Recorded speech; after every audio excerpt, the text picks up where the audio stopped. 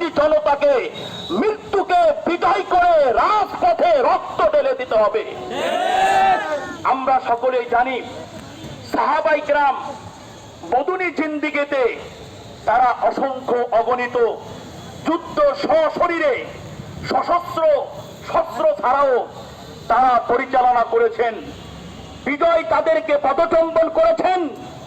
সংগ্রামী ছাত্র ভাইদেরকে বলতে চাই, তাওহীদি জনতাদেরকে বলতে চাই, সাহাবায়ে কেরাম বিজয়ের পতাকা উড্ডীন তখন করেছিল তখন তারা মরণকে তারা দিন উদ্ধার করে ভালোবেসেছিল।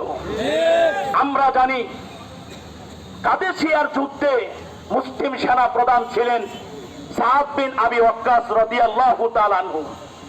তার বিরুদ্ধে রণক্ষেত্রে পারস্য সম্রাটের পক্ষ থেকে মহাবীর হিসেবে ভূমিকা পালন করেছিলেন মহাবীর রুস্তম।